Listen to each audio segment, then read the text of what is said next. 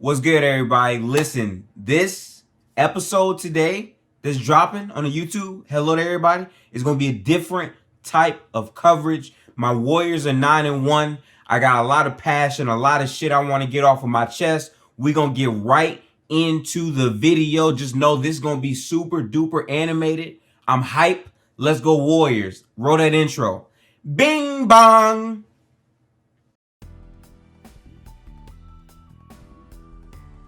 What's good, everybody? Welcome back to another episode of GiftedxBuckets on the channel. My name is GiftedxBlade, and you can follow me on Twitch, Twitter, Instagram, TikTok, all things gifted at GiftedxBlade. Make sure to hit that like button and subscribe. We almost at 100 subscribers. I really appreciate the support. Spam me up, spam me up. Okay, so listen, we here, man. We here. I'm super duper excited. I'm a Warriors fan. The team is 9-1. The Golden State Warriors are 9-1. When I initially looked at our schedule, I'm not gonna lie to nobody, I had us going 9-1. I did. I didn't know what game we'd lose, but I figured that we would lose one of those games. Losing to the Grizzlies is not a bad thing, and in my opinion, that's a game that we tricked off and we still could have won. But I like that loss. You wanna know why I like that loss?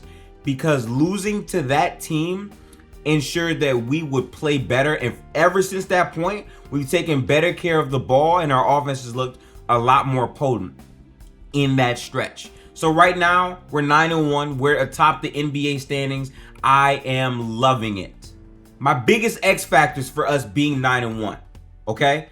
Number one, the defense. The Warrior defense has always been a thing that has mattered traditionally. Whenever we were a top 5 offense, guess what? We were a top 5 defense at the same time.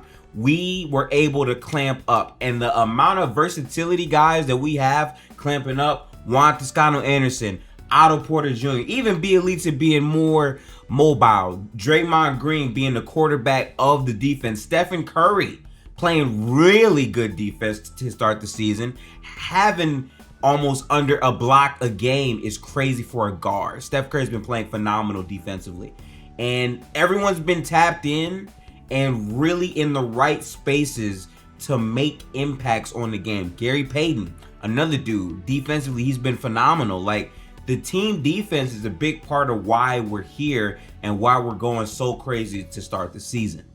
My second biggest takeaway would have to be the offense. Now, the offense has had moments where it's had some problems, but it's okay because the third quarter Warriors are back. Ever since that Memphis game, the biggest thing that I have been able to say is in the third quarters, we've been able to take off away from teams. The offense has looked a lot more potent, and this is with Steph still not being his true self. But guess what? Him dropping 50 last night is re-sparking the fear and reinstilling the confidence in the role players to be able to hit big shots and still go crazy. So the third quarter is something that we're getting a lot better at. I think our main issues stem in the second quarter, but the fact that we are explosive again and go on those third quarter runs to bury teams without Klay Thompson, which I'm going to get to in a minute, is phenomenal. Warriors fans, we should be on top and happy about the way our team is executing. My third biggest takeaway, Jordan Poole and Andrew Wiggins. Here's what I want to say. Jordan Poole is the Jordan Clarkson of our team. He's that guy that's meant to have the ultimate green light. He's meant to do a certain amount of things. Wiggins is not as expected to give us 25 points a night. That's not it. Wiggins is meant there to guard the best player and give us a solid 15 to 16 every single night. And Wiggins has been excelling in that role to the fullest. People keep talking about Trey Wiggins. No, because guess what?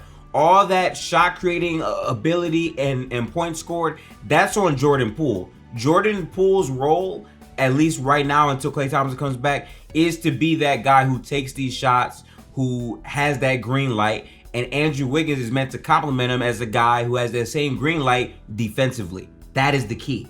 And that duality has showed itself through these games, and the fact that Jordan Poole is still coming into form and still getting his legs under him. Same thing with Andrew Wiggins. He's had sickness, he's had a sore knee, and he's been playing through all of it. The resiliency you're seeing from these two guys is phenomenal. And when Klay Thompson comes back, the team is going to get crazy, which segues me to my next point. Klay Thompson isn't even back yet.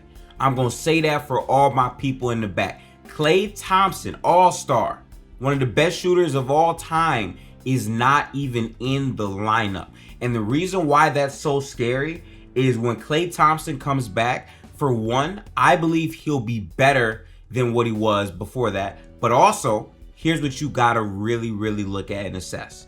With Klay Thompson specifically, his spacing is gonna give us another threat similar to Steph as far as the gravity and guys he's gonna be able to suck in, and he's gonna be able to make his teammates better off of that alone.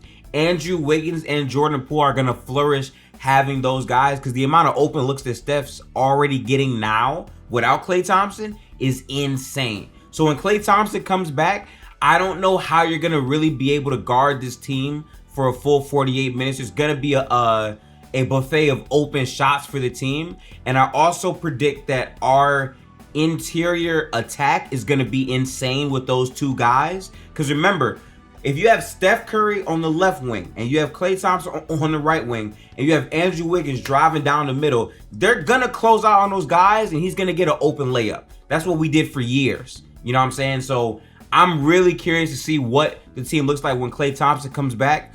The versatility that we have this season is already insane, but adding Klay to that, it's gonna be a problem. It really, really will be. Another thing, Klay is not the only one that's not playing right now. James Wiseman. James Wiseman is a player that I'm super high on. A lot of people are not, and I can totally get that. I understand that. But if you are really a Warriors fan, if you are watching Kevon Looney night after night after night after night be a minus on the offensive end, when we pass him the ball and we expect him to take open layups, open dunks, he grabs the ball. He doesn't have glue hands, so when he catches it, he can stumble, not really go all the way to the cup and actually finish, miss the layup, or turn the ball over and get fouled, which doesn't produce great offense. Having James Wiseman there instead, he's going to be a guy who can dive to the rim, walk into 10 to 12 points a game easily just off of his talent alone, and be able to finish those plays. He gives you another level of verticality, both on the fast break, but also in the half-court set. It's just a matter of how Steve Kerr utilizes him, and Steve Kerr has come out and said that the team is chasing wins. So let's be very clear. I'm high on James Wiseman, but if he comes back not ready, not having the IQ, he's not going to play him. He has to earn those minutes. But having a guy that is that dominant of an athlete as far as finishing around the rim alongside Stephen Curry, when they run that pick and roll, or if they're in the fast break and Draymond has the ball, Wiseman is going to flourish. My biggest X factor for James Wiseman is defensively, because defensively, his IQ simply was not there last year. We were much better without him. But here's the caveat. He's had a lot of time to watch film, bulk up on his body, and figure out where to be. He has the physical ability to be a switchable big 1 through 5. He definitely does. It's just a matter of putting it together. And I'm saying having Draymond, having Iguodala, Otto Porter Jr., all of these guys who are the leaders, the anchors of the team defensively, if James Wiseman can be utilized as a weapon like that, it's going to be insane. I'm not going to understand how you're going to be able to really kill us like that. And the best part is Kevon Looney's minutes decrease and he'll be a backup big, which I've been saying all offseason. If you haven't kept up with me, pull up to the Twitter Spaces. I'll link it right here. We run a weekly Twitter Spaces Monday, Tuesday, Thursday, Friday, where we talk about hoop all off season. We've been doing it before we actually made it a real platform. So again, tap in there. But I've been saying James Wiseman defensively could be a huge X factor. And that's why. He's physical, long, he can move all around the court, but more importantly, he's 7'1". So there's just certain things Kevon Looney will not be able to do on the basketball court that James Wiseman can. So that bodes really, really well for us. All in all, I don't want to make this video too long, but I'm super duper excited about my Golden State Warriors. It's something that I can't wait to keep watching all season. I anticipated us to go 9-1 in that span, and our next couple of games we have coming up, there's no reason why we can't keep adding to that win streak. Obviously, we're going to lose at a certain point. It's the regular season. But before the season started, I had us winning 55 games. After seeing the fashion and the dominance at which teams have played us, I have to confidently say that the Golden State Warriors can probably win 61 games. I had us at 55, but the way this team is playing, especially without Klay Thompson, I think we can actually win 61 games. I do believe that's a possibility. But if I'm crazy, let me know. Warriors fans, talk your shit in the comments. Let me know if you agree or disagree with the points that I made. But it's been your host with the most. My name is GiftedxBuckets. Again, you can follow me everywhere. Subscribe. That really, really helps. We're almost at 100 subscribers. Hit that like button. We out. I'll catch you guys in the next video. Peace. Roll that outro.